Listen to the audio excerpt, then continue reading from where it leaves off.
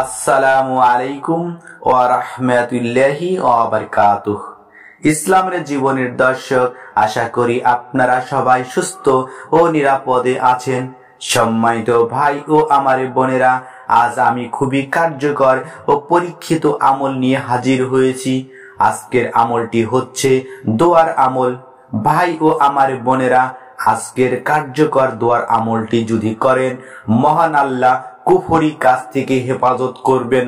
আপনাদের ধন সম্পদ, টাকা পয়সার অভাব রাখবেন না, অর্থাৎ দারিদ্রতা দূর করবেন।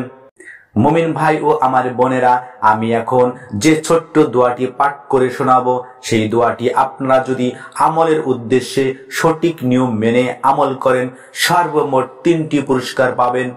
প্রথম পুরস্কারটি হলো, দোয়ার আমলটি যদি তাকওয়ার সাথে করেন, আপনাদের জীবনে টাকার অভাব থাকবে না। আমলটি করার পর টাকা শুধু আসতেই থাকবে ইনশাআল্লাহ। এই কার্যকর দোয়ার আমলটি যদি করেন, মহান আল্লাহ তার গুপ্ত ভান্ডার থেকে, আকাশ থেকে বৃষ্টির মতো টাকা আসতেই থাকবে ইনশাআল্লাহ। দ্বিতীয় পুরস্কারটি হলো, দোয়ার আমলটি যদি করেন, মহান আল্লাহ আমলকারীকে কুফরি কাজ থেকে বিরত রাখবেন, অর্থাৎ খারাপ কাজ থেকে আল্লাহ হেফাজত করবেন। সুবহানাল্লাহ, সুবহানাল্লাহ।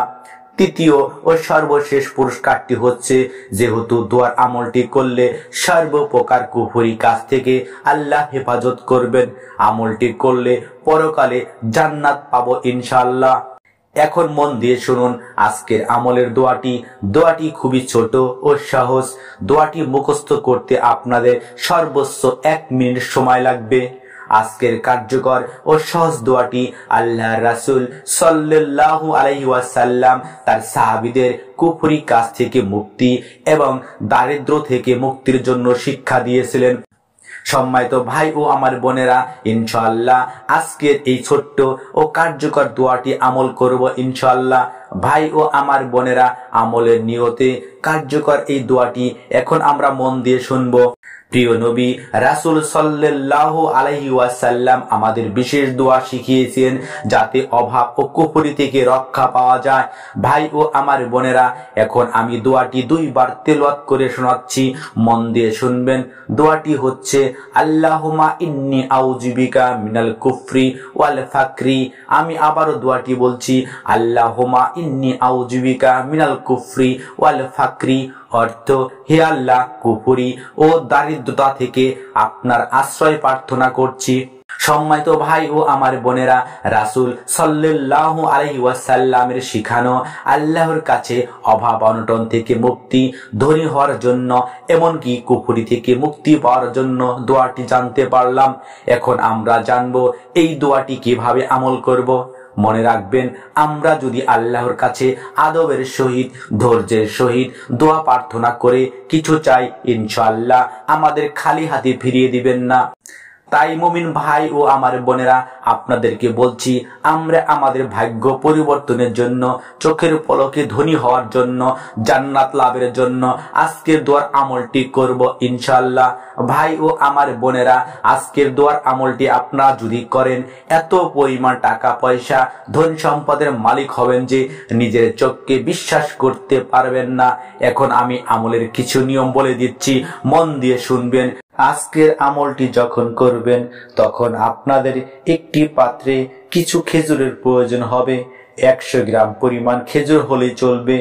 আমলটি যখন করবেন, খেজুরগুলো সুন্দরভাবে পরিষ্কার করবেন। সেই খেজুরগুলো আপনারা একটি মাটির পাত্রে বা কাঁচের পাত্রে রাখবেন। এরপর আপনারা কিভাবে আমল করবেন ইনশাআল্লাহ আমি বিস্তারিত বলবো। আমলটি করার নিয়তে চলুন আলোচনাটি শেষ পর্যন্ত শুনি।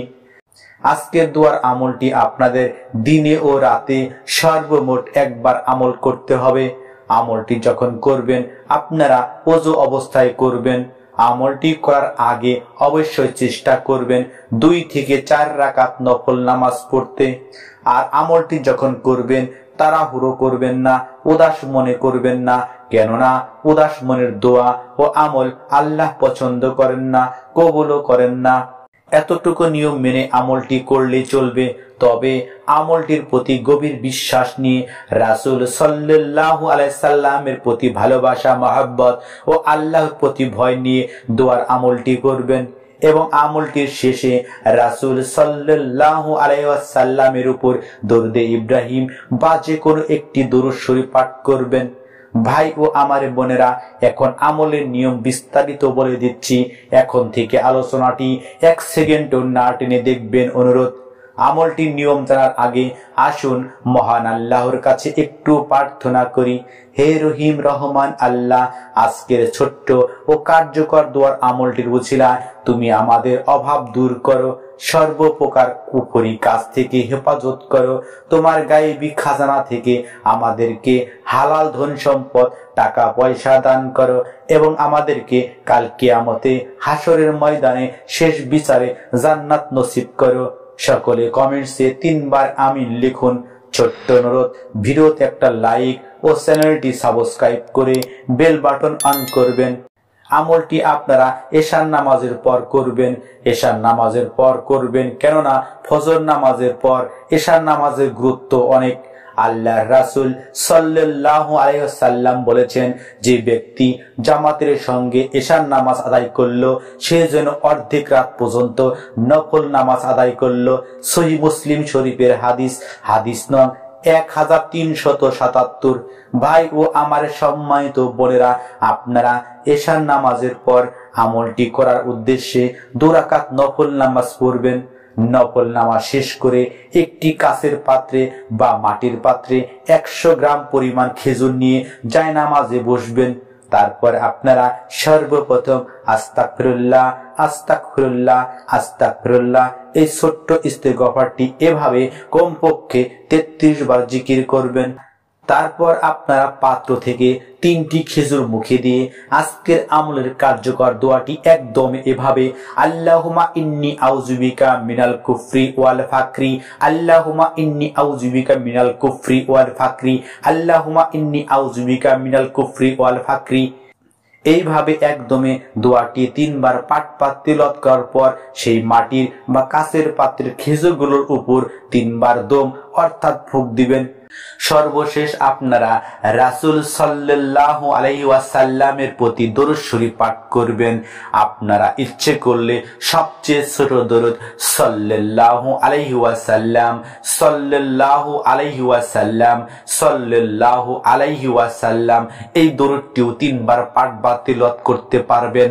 ভাই ও আমার বোনেরা, খেয়াল করে শুনবেন। তারপরের দিন সকালে আপনারা সেই কাচের বা মাটির পাত্রের খেজুরগুলো ভিক্ষুককে অথবা গরিব মিসকিনকে দান করবেন। এভাবে দোয়ার আমলটি কিছুদিন চালিয়ে যাবেন। ইনশাআল্লাহ এভাবে আমলটি যদি করেন, ইনশাআল্লাহ রহিম রহমান আল্লাহ আপনার আমলে খুশি হয়ে দোয়ার আমলটি কবুল করবেন। মহান আল্লাহ সবার দোয়া ও আমল কবুল করো, অভাব অনটন দূর করো এবং আমাদেরকে পরকালে জান্নাত দান করো। আমিন সুম্মা আমিন। আসসালামু আলাইকুম ওয়া রাহমাতুল্লাহি ওয়া বারাকাতুহু।